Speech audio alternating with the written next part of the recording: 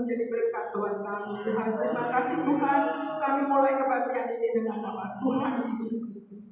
Juru selamat kami. Haleluya. Amin. Kita masih berdiri. Kita menyanyikan pujian. Datang ke hadirat Tuhan.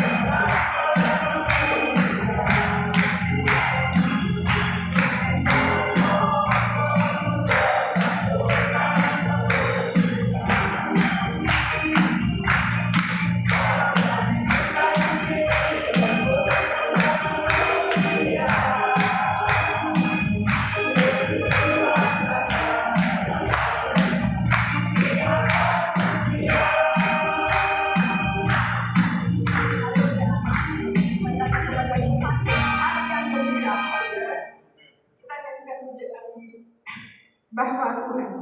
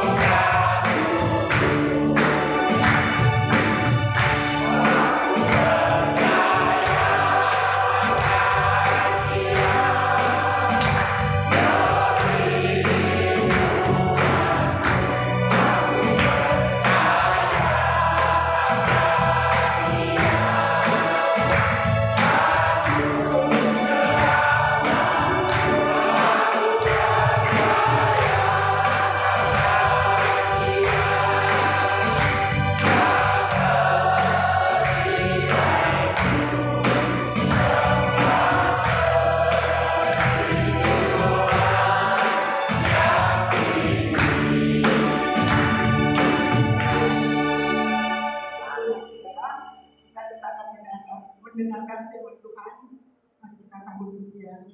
Engkau ada bersama.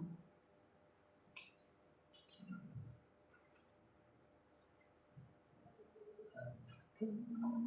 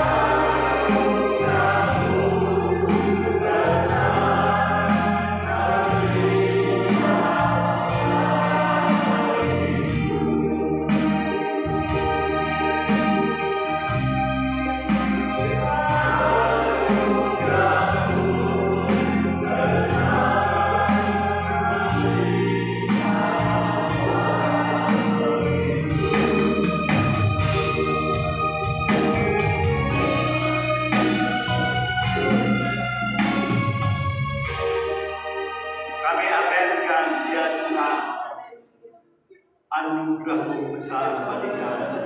Kebaikan-Mu besar bagi kami. Kemurahan-Mu besar bagi kami. Kalau kami hidup sampai sekarang ini, itu semua semata-mata karena Engkau Tuhan baik kepada kami semua. Itu sebabnya kami berhimpun, kami beribadah, kami berbuat bakti, kami menyanyi, kami memuji, kami menyembah kepada-Mu. Karena Engkau teramat baik buat hidup kami ya Tuhan, dan amat berharga bagi kami. Engkau mendampingi kami dalam segala situasi hidup, segala musim hidup. Engkau dampingi kami, Engkau kuatkan kami, Engkau hiburkan kami, Engkau sehatkan kami. Terpuji Engkau, Yesus Tuhan selama-lamanya. Tuhan, lebih jauh kami mau dengar firman-Mu. Berfirmanlah ya Tuhan, apa maksud-Mu? Nyatakan itu pada setiap pribadi kami, supaya kami semua semakin dikuatkan dalam iman, semakin maju dan setia mengiring kepada-Mu. Pertolongan Roh Kudus itu saja yang jadi dalam pemberitaan dan dalam penyambutan kami akan firman-Mu. Dan kami percaya Roh Kudus akan beri pengertian pada tiap pribadi kami, sehingga kami diperkaya dalam kebenaran firman-Mu, diperkaya dalam iman kepada-Mu. Terpuji Tuhan selama-lamanya. Segala pekerjaan iblis roh jahat kami usir dalam nama Yesus, keluar dari lingkungan kami. Hanya Roh Kudus saja yang ada bersama-sama dengan kami. Terpuji Tuhan. Kami sambut firman-Mu Tuhan dalam nama Yesus.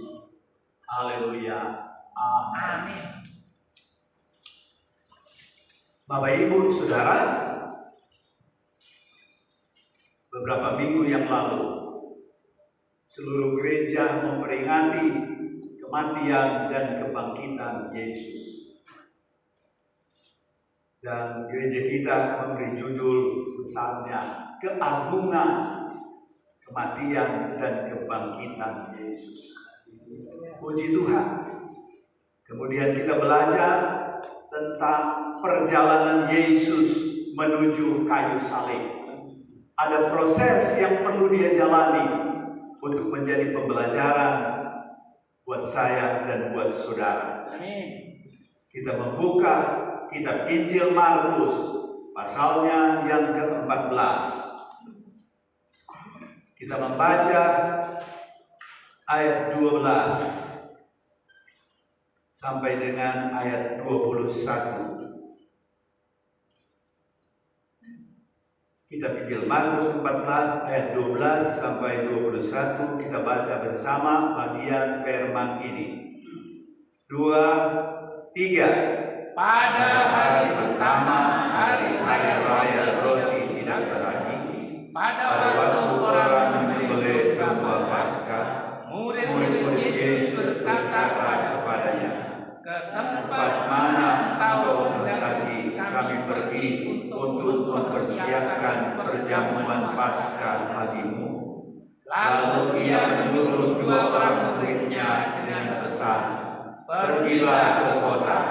Di sana kamu akan bertemu dengan seorang yang membawa kendi berisi air. Ikutilah dia.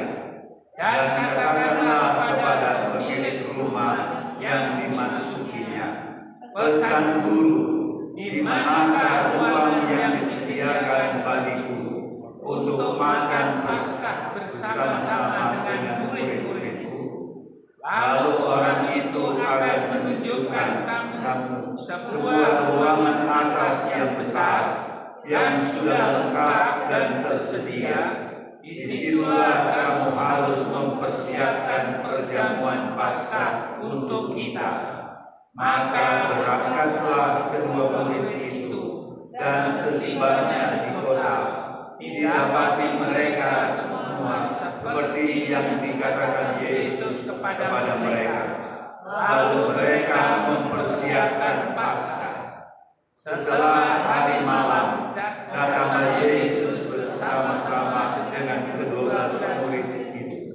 Ketika mereka duduk di situ dan sedang makan, Yesus berkata, Aku berkata kepadamu, sesungguhnya seorang di antara kamu akan menyerahkan aku, yaitu dia yang makan dengan aku.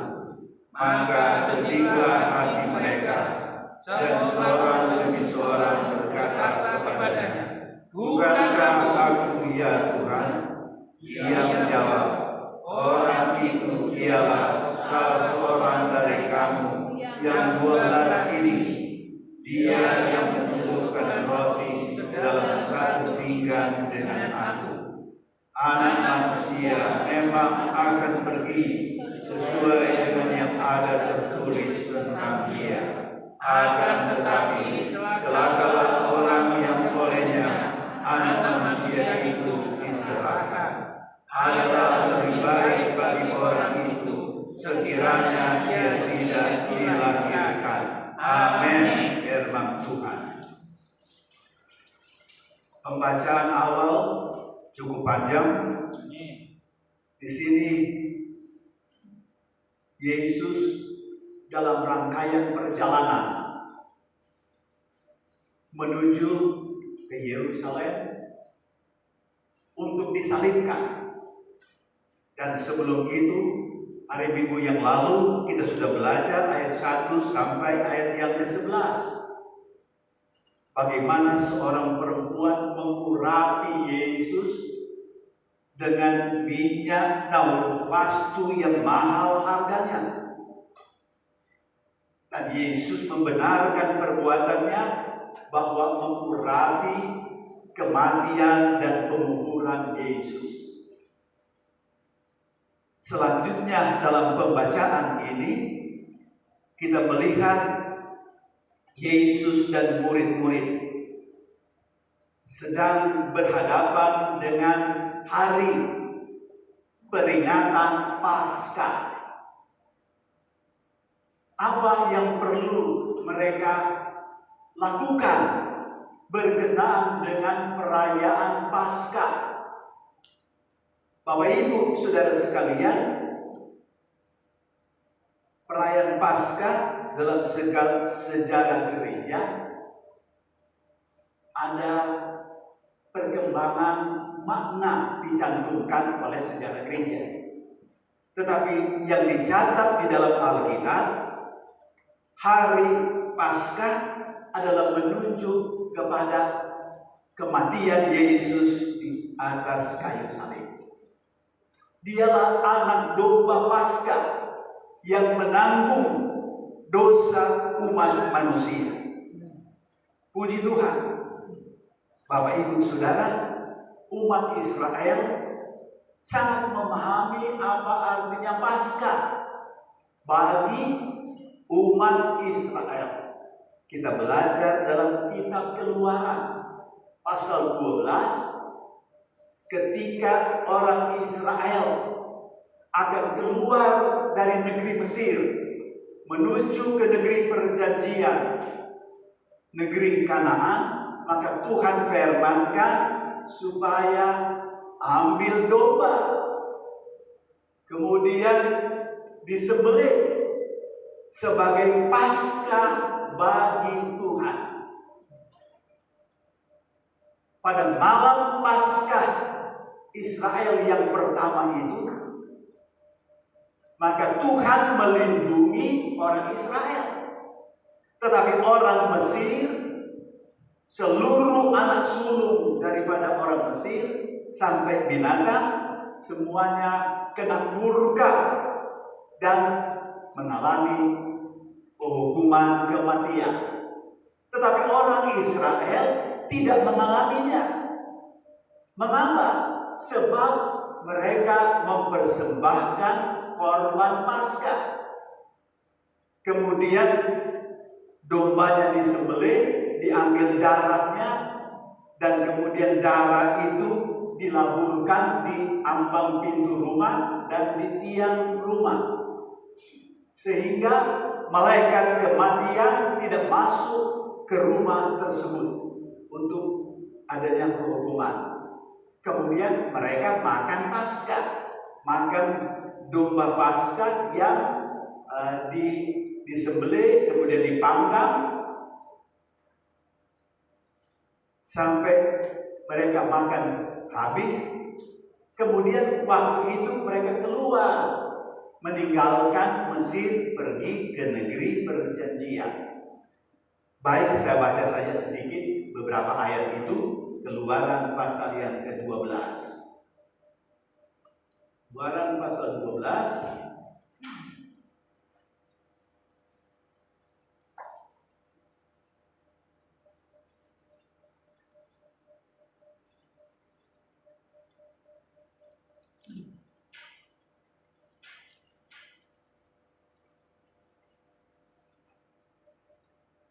Saya baca ayat 1 mulai. Keluaran 12. Berfirmanlah Tuhan kepada Musa dan Harun di tanah Mesir. Bulan inilah akan menjadi permulaan segala bulan bagimu. Itu akan menjadi bulan pertama bagimu tiap-tiap tahun. Katakanlah kepada segenap jemaat Israel, pada tanggal 10 bulan ini diambillah oleh masing-masing seekor anak domba menurut kaum keluarga, seekor anak domba untuk tiap-tiap rumah tangga. Jadi setiap keluarga seekor anak domba diambil. Tetapi jika rumah tangga itu terlalu kecil jumlahnya untuk mengambil seekor anak domba, maka ia bersama-sama dengan tetangganya yang terdekat ke rumahnya haruslah mengambil seekor menurut jumlah jiwa. Tentang anak domba itu kamu buatlah perkiraan menurut keperluan tiap-tiap orang. Jika keluarga kecil, maka ajak keluarga yang dekat untuk bersama-sama mengambil satu domba Paskah. Domba.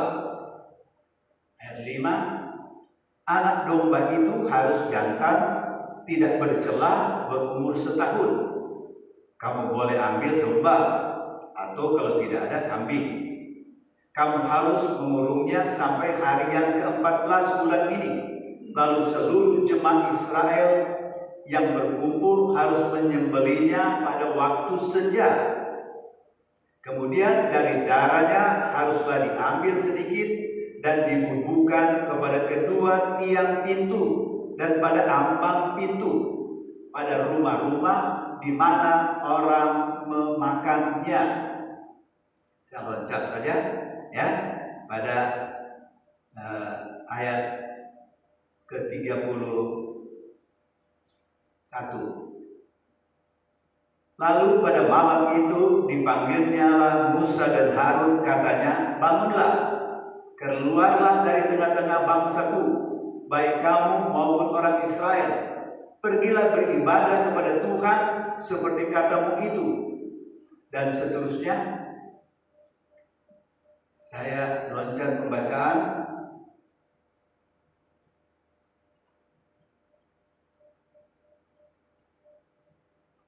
Ayat 43. Berfirmanlah Tuhan kepada Musa dan Harun, inilah ketetapan mengenai Paskah. Tidak seorang pun dari bangsa asing boleh memakannya. Seorang budak belian barulah boleh memakannya setelah engkau menyunat dia. Orang datang dan orang rupahan tidak boleh memakannya. Paskah itu harus dimakan dalam satu rumah juga. Tidak boleh kau bawa sedikit pun dari daging dan keluar rumah. Satu tulang pun tidak boleh kamu patahkan, dan seterusnya. Bapak Ibu Saudara, seluruh bagian pasal itu sebenarnya pembacaannya. Jadi Bapak Ibu Saudara, satu keluarga, satu ekor anak domba. Jika keluarga kecil, gabung dengan keluarga lain untuk satu ekor anak domba sebagai domba Paskah bagi Tuhan.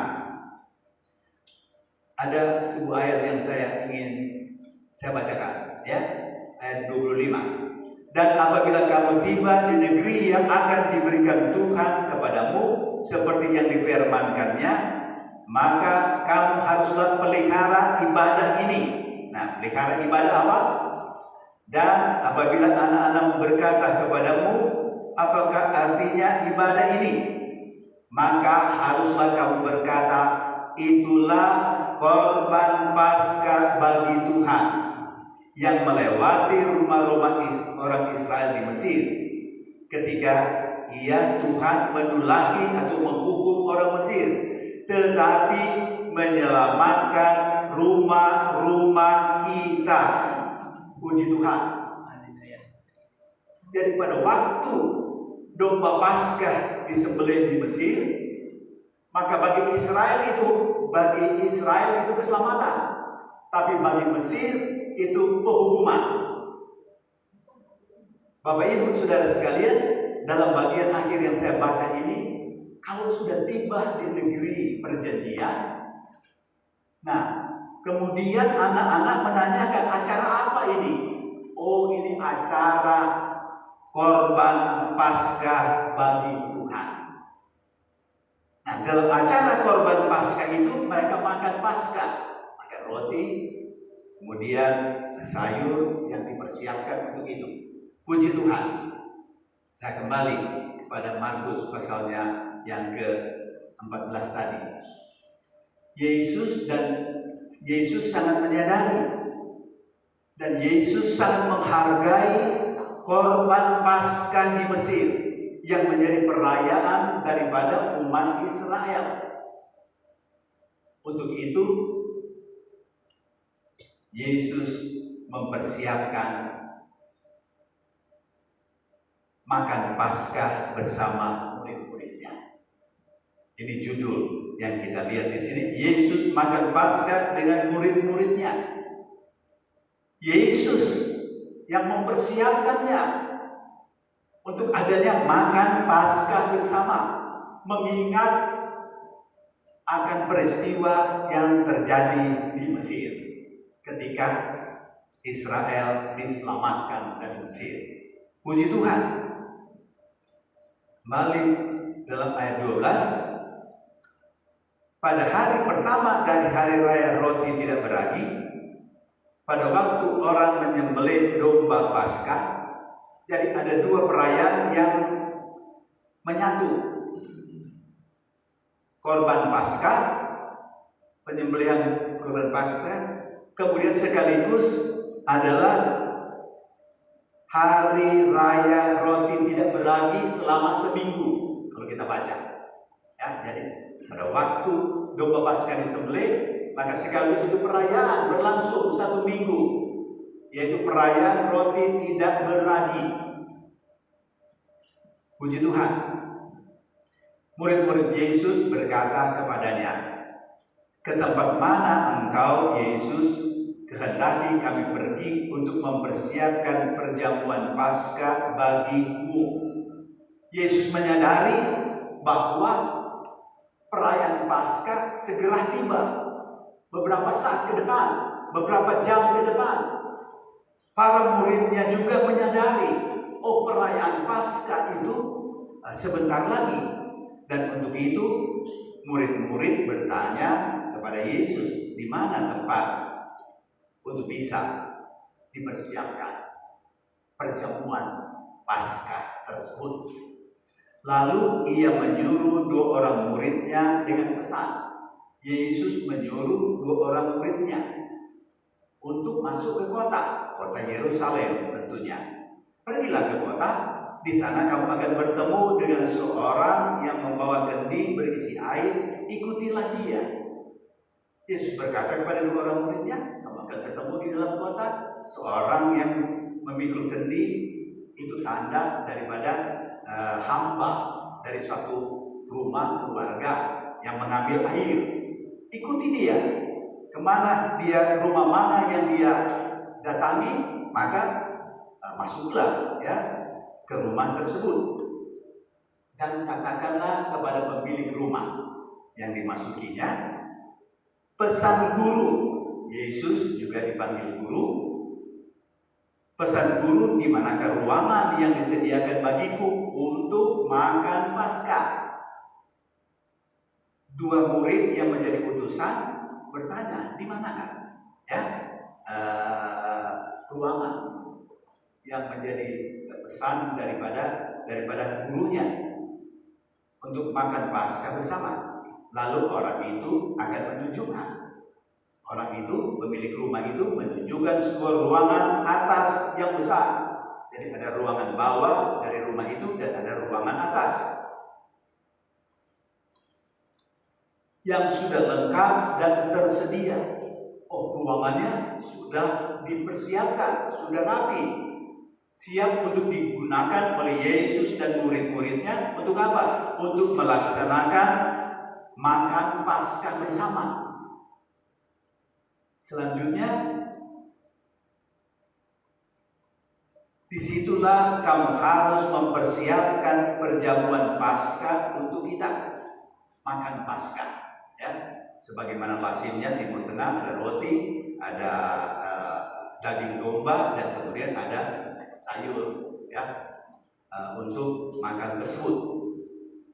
Maka berangkatlah kedua murid itu, dan setibanya di kota didapati mereka semua seperti yang dikatakan Yesus kepada mereka. Lalu mereka mempersiapkan Paskah. Jadi Yesus berkata kepada muridnya, ya, akan bertemu dengan seorang yang memikul kendi. Kemudian masuk ke rumahnya, tanyakan pada pemilik rumah, mana itu tempat ruangan itu. Jadi itu pesan yang Yesus sampaikan. Maka dalam ayat yang baru kita baca, maka berangkatlah kedua murid itu setelah mendapat pesan daripada Yesus. Kemudian mereka melihat dan mengalami apa yang Yesus katakan benar-benar terjadi. Nah, ini suatu pembelajaran yang sangat berharga. Apa yang akan dialami oleh kedua murid, Yesus sudah beritahu lebih dulu. Sehingga pada waktu murid-murid masuk ke kota, melihat ada hamba, masuk rumah, melihat pemilik rumah, kemudian melihat ruangan sudah tersedia, seperti apa yang Yesus katakan. Terima kasih. Kita belajar tentang Tuhan kita, Yesus Kristus. Dia tahu apa yang akan terjadi. Ayat 21, ayat 19. Kemudian ayat 17 maksud saya. Kemudian mereka mempersiapkan Paskah seperti Paskah di Mesir. Ada roti, ada daging domba, ada sayur. Sebagaimana lazimnya dalam pesta Paskah, mereka mengenang peristiwa besar. Mereka mengenang keselamatan yang Tuhan adakan kepada mereka. Bukan karena mereka, tetapi karena Tuhan peduli, karena Tuhan baik, karena Tuhan mengasihi mereka. Tuhan selamatkan mereka. Puji Tuhan. Dan mereka tentu sangat bersyukur dan bersukacita makan Paskah dalam hari raya Paskah tersebut. Puji Tuhan. Mereka begitu bergembira, tentu sukacita. Ayat 17. Setelah hari malam, datanglah Yesus bersama-sama dengan ke-12 murid itu.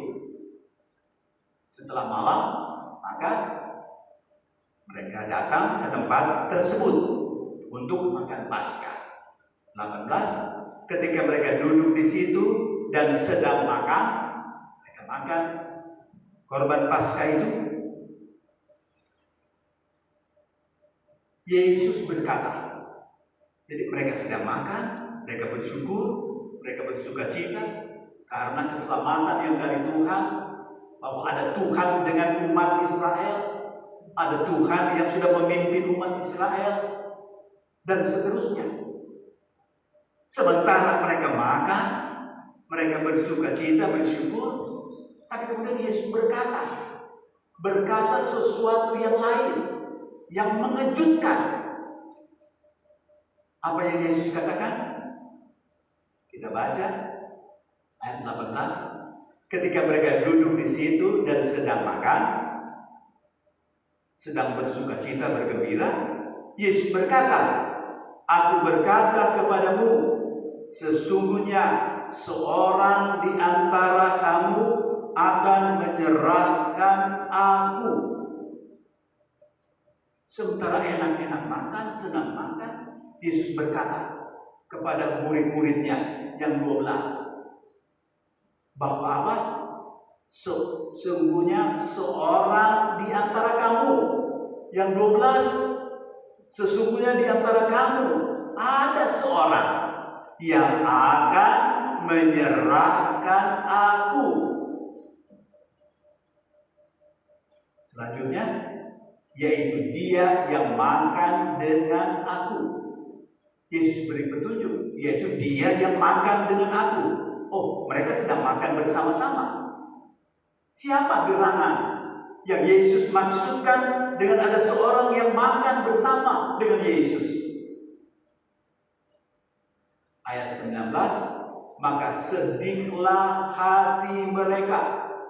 Sedihlah hati murid-murid. Siapa gerangan orang itu yang akan menyerahkan Yesus? Kemudian, dan seorang demi seorang berkata kepadanya. 12 murid, seorang demi seorang berkata kepada Yesus. Apa yang murid-murid itu katakan? Bukan aku, ya Tuhan. Masing-masing berkata, bukan aku, ya Tuhan. Yesus berkata, ada seorang yang akan menyerahkan aku. Murid-murid menjadi sedih. Siapa gerangan orang itu? Sehingga mereka bertanya-tanya dalam diri sendiri. Apa saya? Apa bukan saya? Atau siapa? Di sini murid-murid menyadari bahwa mereka bukan maha tahu. Bahkan diri mereka sendiri, mereka tidak dapat menyadari bahwa dirinya lah yang dimaksudkan oleh Yesus. Mereka berkata, bukan aku, ya Tuhan. Masih bertanya, apa iya, apa tidak? Siapa orang itu? Selanjutnya, Yesus menjawab, orang itu ialah salah seorang dari kamu yang 12. Dia yang mencelupkan roti ke dalam satu pinggan dengan aku. Sementara mereka makan. Kemudian Yesus juga sedang memegang cawan pinggan untuk tempat celup roti supaya semacam sop begitu. Yesus berkata, siapa yang mencelupkan roti ke dalam satu pinggan dengan aku? Jadi ada orang, ada murid yang akan mencelupkan. Dia itu orangnya. Kemudian ayat 21, anak manusia memang akan pergi sesuai dengan yang ada tertulis tentang dia. Anak manusia, itulah Yesus, salah satu penyebutan Yesus tentang dirinya, karena dia dilahirkan oleh Maria. Tapi sesungguhnya kita belajar Yesus adalah firman Allah yang mengambil rupa manusia melalui kelahirannya. Yohanes pasal 1. Di sini anak manusia Yesus memang akan pergi, akan diserahkan, akan disalibkan sesuai dengan sesuai dengan yang ada tertulis tentang dia. Yang lalu kita sudah belajar bahwa Yesus berulang kali menyampaikan bahwa dia akan dibunuh, disengsarakan, mati, dikuburkan, setelah 3 hari dia bangkit dari antara orang mati. Yesus sudah mengatakan hal itu berulang-ulang kali. Nah, di sini maka Yesus berkata, ya, apa yang tertulis tentang aku harus terjadi. Sebab itu sudah difirmankan oleh Tuhan.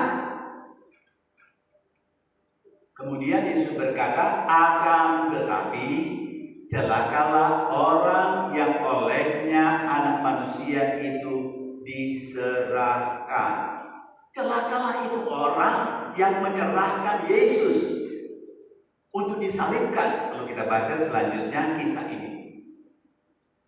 Kemudian Yesus berkata, adalah lebih baik bagi orang itu sekiranya ia tidak dilahirkan. Lebih baik orang itu tidak dilahirkan. Yesus akan disengsarakan, disalibkan, mati, dikuburkan.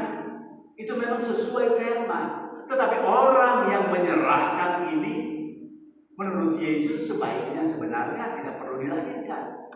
Tetapi dia sudah dilahirkan dan dia sudah ambil pilihannya untuk menyerahkan Yesus. Dalam ayat yang lain, menjual Yesus. Diketahui kemudian namanya siapa, kita akan lihat dalam kisah selanjutnya. Bapak Ibu Saudara, dari pembacaan firman ini menjadi pembelajaran saya dan saudara. Yesus sangat menghargai korban Paskah. Paskah yang ada di Mesir menjadi perayaan yang sangat berharga, dijunjung tinggi karena Tuhan Israel selamat. Itulah sebabnya Israel perlu sungguh bersyukur dan berterima kasih kepada Tuhan. Yang kedua, menjadi pembelajaran bahwa Yesus tahu apa yang akan terjadi dengan dirinya dan murid-muridnya di hari-hari ke depan. Sehingga Yesus beritahu kepada muridnya, masuk ke kota, ketemu dengan seorang hamba, kemudian masuk ke satu rumah, kemudian ada ruangan yang tersedia, dengan rapi sudah tersedia, dan murid itu menyaksikan seperti apa yang Yesus katakan. Kita sungguh berterima kasih, kita mengenal Yesus Tuhan adalah Tuhan yang maha mengetahui apa yang akan terjadi di hari-hari depan. Murid-murid di sini kita belajar, dia mengikuti Yesus, tetapi dia tidak memahami akan apa yang akan terjadi di hari-hari ke depan. Beda murid-murid dan Yesus. Terpujilah akan Tuhan. Kemudian Yesus juga mengingatkan ada orang yang akan menyerahkan dia, ada orang yang akan menjual dia kepada imam-imam, supaya akhirnya Yesus ditangkap dan disalibkan. Tapi Yesus menyatakan bahwa itu memang akan terjadi, setuju firman Tuhan. Tetapi disayangkan orang itu dilahirkan. Tetapi sudah dilahirkan, kemudian dia mengambil pilihannya sendiri. Mau ikut Yesus atau mau meninggalkan Yesus. Mau mengabdi kepada Yesus atau mau menjual Yesus. Atau menghina Yesus. Tuhan tolong kita semua. Kita menjadi umat percaya, mau menghargai Yesus Tuhan atas hidup kita. Boleh katakan amin? Ya, perjalanan hari-hari ke depan kita tidak tahu apa yang akan terjadi, tapi ada Yesus yang maha tahu akan hari depan yang kita hadapi. Bapak Ibu Saudara, kita tidak tahu hari esok, bahkan jam-jam sebentar. Tapi yang pasti saya dan saudara adalah percaya kepada Tuhan kita Yesus Kristus. Maka apapun yang akan terjadi di hari-hari depan, kita percaya bahwa Yesus akan menuntun setiap pribadi kita. Kita selalu serahkan diri, tuntunlah kami Tuhan, pimpinlah kami.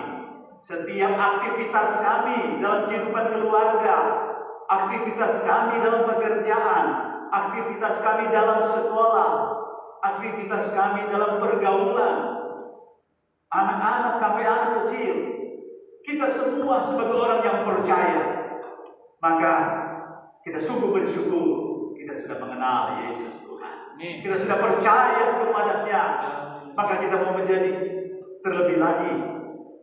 Yesus sudah disalibkan untuk menanggung dosa kita. Dia dibangkitkan untuk membenarkan iman kita. Kita belajar minggu-minggu yang lalu. Terpuji Tuhan. Bapak Ibu Saudara, terima kasih kepada Tuhan untuk kesempatan yang baik ini. Sekali kita sudah melangkah ikut Yesus, percaya Yesus, kita mau tetap melangkah dalam percaya kepadanya tiap hari dalam hidup yang kita jalani. Amin. Tuhan Yesus ya memberkati kita semua. Kita bangkit berdiri bersama-sama. Kita berdoa, bersyukur untuk firman Tuhan yang menjadi pembelajaran buat kita semua. Haleluya. Kami memuji kebesaran-Mu Tuhan. Ajaib Tuhan, ajaib Tuhan.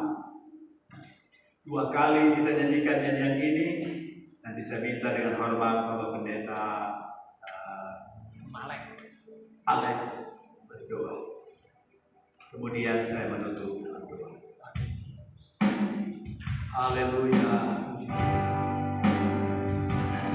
Haleluya.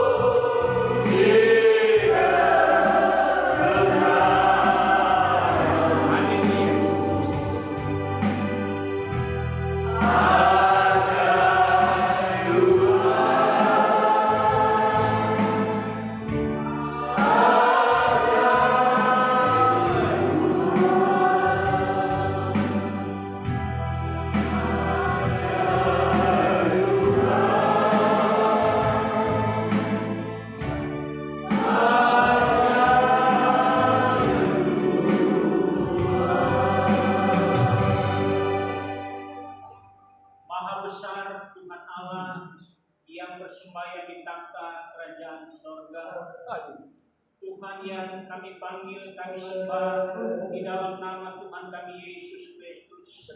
Kami berterima kasih kepada ya Tuhan. Kami sudah mendengar suara dari Engkau lewat pemberitaan firman Allah. Kami dikuatkan, kami dihiburkan kami Tuhan ya Tuhan. Bahwa di dalam Engkau ada keselamatan, di dalam Engkau ada kekuatan, di dalam Engkau ada kesembuhan ya Tuhan.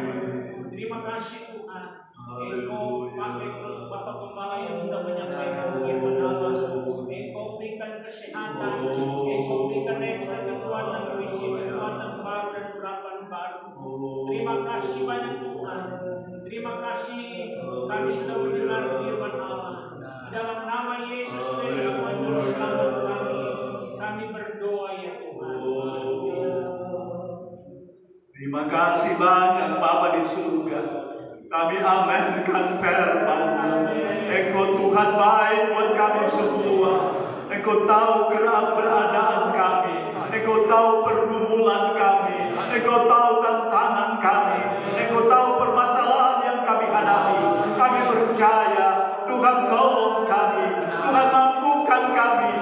sanggupkan kami menghadapi segala situasi hidup.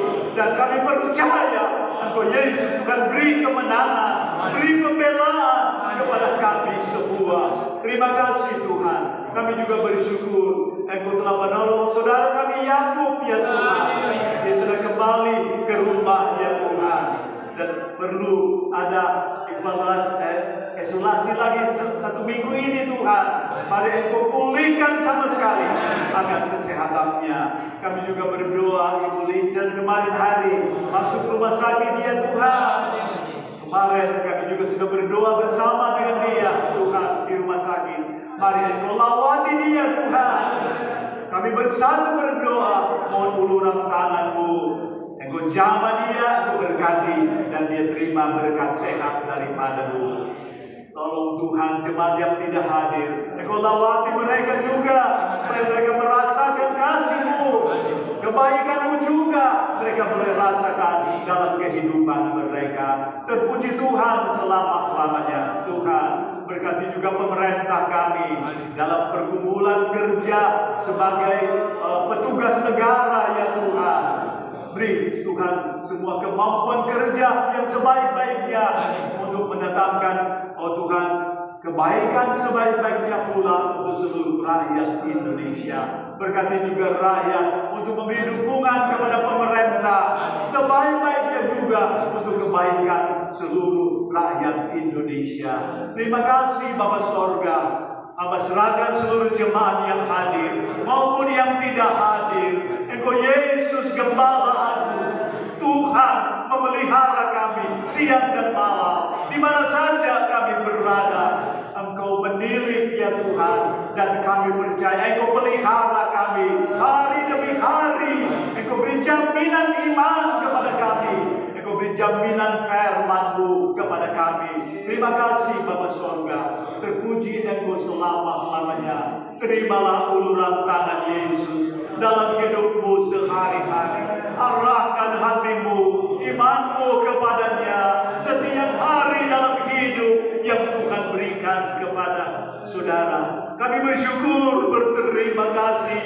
Kami menyerahkan hidup kami kepadamu tiap-tiap hari. Dan kami percaya Engkau Yesus Tuhan mengulurkan tangan-Mu kepada kami semua. Kami sambut dengan iman, berkat berlimpah demi Allah Bapa di dalam sorga, demi Yesus Tuhan Juru Selamat, demi penyertaan, pimpinan pertolongan Roh Kudus atas kami semua sampai selama-lamanya. Kami akhiri ibadah Bapa dengan mengucap syukur. Kami mau bawa persembahan.